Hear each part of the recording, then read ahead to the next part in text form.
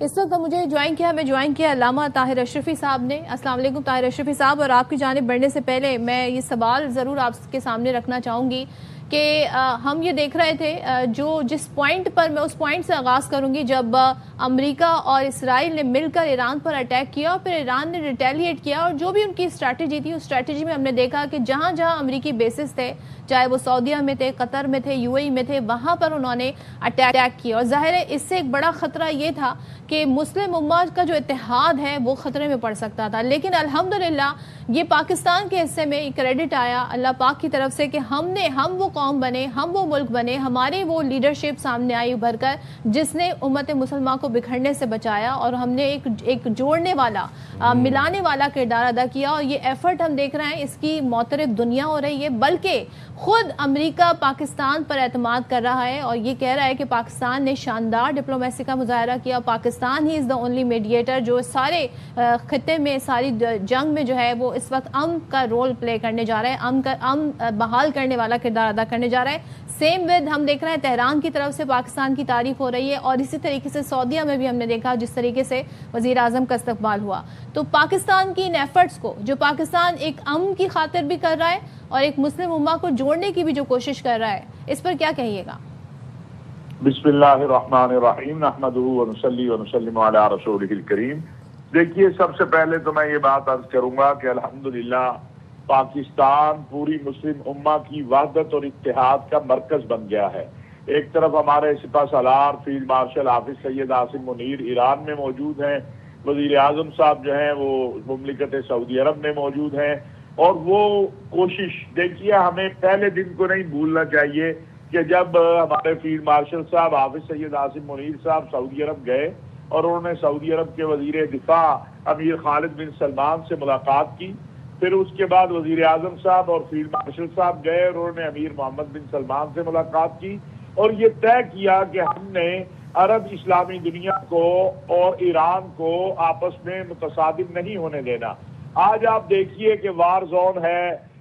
بڑا مشکل حالات ہیں، لیکن پاکستان کا فیلڈ مارشل اللہ کے فضل و کرم اور احسان سے سینہ چوڑا کر کے ایک پوری جرت کے ساتھ، ہمت کے ساتھ، ایک پورے تدبر کے ساتھ، فہم کے ساتھ ایران کی سرزمین پر موجود ہے، اور یہ اس بات کا اظہار ہے کہ اللہ تعالیٰ نے پاکستان کو جو صلاحیت دی ہے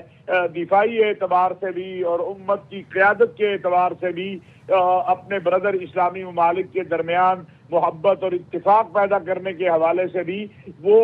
پاکستان کی قیادت نے اس کو بھرپور انداز میں استعمال کیا اور دنیا کے سامنے رکھا ہے۔ اور آج یہ جو آپ نے بات کہی یہ بہت اہم بات ہے، اور میں سمجھتا ہوں کہ اس کی طرف ہماری زیادہ توجہ ہونی چاہیے کہ امت کو تقسیم ہونے سے اور ایران اور عرب اسلامی دنیا کو تصادم سے بچانے میں جو کردار پاکستان نے ادا کیا ہے یہ مسلم امہ ہمیشہ یاد رکھے گی۔ اب یہ مراحل تو پاکستان کی کوششوں سے الحمدللہ اس نتیجے پر آ گئے ہیں کہ دونوں اطراف جو ہیں اور عرب اسلامی دنیا کے درمیان، اب آپ دیکھیے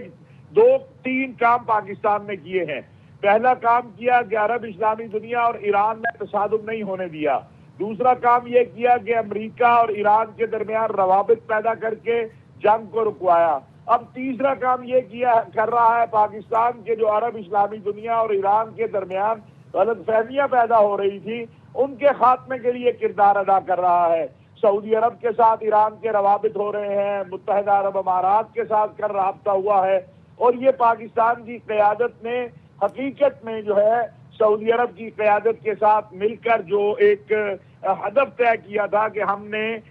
صبر اور تحمل سے کام لینا ہے۔ آپ دیکھیں بہت ساری باتیں ہوتی رہی، ہم اس وقت بھی یہ بات عرض کر رہے تھے کہ دفاعی معاہدہ جو پاکستان اور سعودی عرب کا ہے وہ یہ نہیں ہے کہ ہم نے بندوقیں اٹھا کے، جب اللہ نہ کرے کبھی عرض حرمین شریفین پر کوئی ایسا معاملہ نہ آئے، اس کے لیے تو ہر مسلمان کی جان فدا ہے، لیکن پاکستان نے سعودی عرب کی قیادت سے مل کے، عالم اسلام عالم عرب کی قیادت سے مل کے، ترکیہ سے بات چیت کر کے، مصر سے بات چیت کر کے ایک ایسا ماحول پیدا کیا کہ جس کے نتیجے کے اندر مسلمان آپس میں تصادم سے بچے، اور پھر اسی کا نتیجہ تھا کہ امریکہ نے ایران کے ساتھ اسلام آباد میں، آپ ذرا یہ دیکھیں کہ آج سے چند ماہ پہلے اسلام آباد کے حوالے سے، یا اگر ہم پچھلے سال मई से थोड़ा पहले चले जाए तो पाकिस्तान के हवाले से आलमी मीडिया के अंदर हिंदुस्तानी प्रोपेगेंडा क्या था, लेकिन आज अमरीकी सदर भी ये कह रहे हैं कि इस्लामाबाद अमन की जगह है। और अमरीकी तर्जुमान ने कहा कि हम तो सालिस किसी और को मानते ही नहीं है, हमारा सालिस तो पाकिस्तान है। ईरान भी कह रहा है हमारा सालिस तो पाकिस्तान है। पाकिस्तान कह रहा था हमने अपनी जमीन दी है, फैसिलिटेट कर रहे हैं, आइए बातचीत कीजिए, लेकिन वो कह रहे हैं नहीं, हम पाकिस्तान की जमीन को अपने लिए सालिस जो है तस्लीम कर रहे हैं। ये एक बहुत बड़ी बात है और ये अल्लाह ताला के फजलो करम और एहसान और हमारी क़यादत की फरासत की बात है। और साथ साथ मैं ये कहूँगा कि मार्का हक जो है हमें उसे भी नहीं भूलना चाहिए। अल्लाह ताला ने ये जितने रास्ते पाकिस्तान के लिए खोल रहा है, ये मार्का हक की कामयाबी के बाद ये सारे रास्ते पार हो रहे हैं। तो जो कुर्बानियाँ हमारी फौज दे रही है, हमारी कौम ने दी है, और हमारे ऊपर जो एक जंग मुसल्लत करने की कोशिश की थी, उसका जवाब जो हमने अल्लाह के ऊपर तवक्कल करते हुए किया, उसका नतीजा है आज ये। और इंशाअल्लाह आप देखेंगे इसी हफ्ते के अंदर अल्लाह ने चाहा तो और बहुत सारी खुशखबरियां आएंगी। और पाकिस्तान के लिए तो मुआशी मैदान में भी बहुत बेहतरियां आ रही हैं, जहां पर पाकिस्तान को अल्लाह ने दिफाई मैदान में बड़ी कामयाबियां दी हैं, इंशाअल्लाह मुआशी मैदान में भी बड़ी कामयाबियां है। और पाकिस्तान खाली मुआशी मैदान में कामयाबियां अकेला नहीं समेट रहा, बल्कि सारों को साथ लेके चलना चाहता है। एक बात का क्रेडिट भी देना होगा, खराज तहसीन भी पेश करना होगा, दुआ भी करनी होगी कि जिस अंदाज से, जिस जुर्रत और बहादुरी से हमारे सिपा सलार फील्ड मार्शल हाफिज सैयद आसिम मुनीर ईरान पहुंचे हैं, आज हर जुबान पर ये मौजू है कि इस जुर्रत, शुजात और बहादुरी का जो इजहार पाकिस्तान के सिपा सलार ने किया है, बिलाशुबा वो काबिल तासीन भी है बतौर पाकिस्तानी। शफी साहब, यहीं पे मैं आपसे एक सवाल भी करना चाहूँगा कि जिस तरह से मैं देखा कि मार्का हक के दौरान फील्ड मार्शल डट गए, सच का साथ दिया और हक पर खड़े रहे, इसी तरह ही अब हम देखते हैं कि चाहे वो पूरी दुनिया में को तसादुम से बचाने के लिए जो सालिसी का किरदार अदा किया है फील्ड मार्शल ने, दुनिया आज उसकी मोतरफ है। दीन की रोशनी में बताइएगा, दीन क्या कहता है ऐसे जुर्रतमंदाना लोगों के बारे में जो हक और सच पर डटे रहते हैं? देखिए, अल्लाह तबारक व तआला ने तो कुरान करीम में बार बार जो अल्लाह के लिए खड़े हो जाते हैं उनके लिए कहा है, अला इन्ना औलिया अल्लाहि ला खौफुन अलैहिम वला हुम यहज़नून। जो अल्लाह का दोस्त बन जाता है फिर उस पर ना कोई गम है ना कोई खौफ है, जब आपका तवक्कुल अल्लाह पर हो गया। और आपने ये, मैं आपको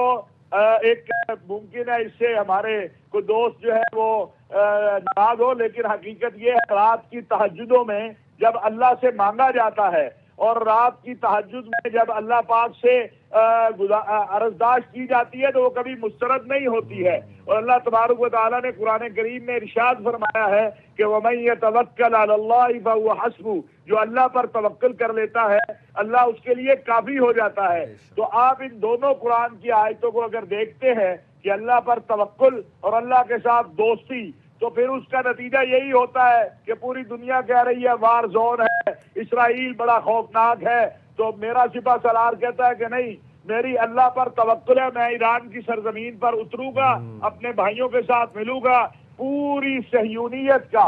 एक बात आप दोनों याद रखें और नाज़रीन भी जो सुनने वाले हैं, मैं आलम अरब आलम इस्लाम का एक तालिब इल्म हूँ, दावे से कह सकता हूँ कि 100 साल सहयूनियत का मंसूबा जो था उम्मत मुस्लिमा को लड़ाने का, वो सिपा सलार कौम हाफिज सैयद आसिम मुनीर, मियाँ शहबाज शरीफ और सऊदी अरब के वलियाद अमीर मोहम्मद बिन सलमान की इब्तदाई मुशावरत और फिर उसमें तुर्किया के जनाब अर्दगान और बाकी इस्लामी ममालिक के शामिल होने से वो 100 साल का मंसूबा जमीन दोज हो गया। और ये अल्फाज मेरे अपने पास रिकॉर्ड रखिएगा कि ये रास्ता जो इख्तियार किया है हमारी क़यादत ने, यह अल-अक़सा की आज़ादी का रास्ता है, ये मजलूम फलस्तीनियों की आज़ादी का रास्ता है, ये मजलूम कश्मीरियों की आज़ादी का रास्ता है, ये उम्मत की वहदत और इत्तेहाद का रास्ता है जो अनकरीब इंशाअल्लाह इंशाअल्लाह और हम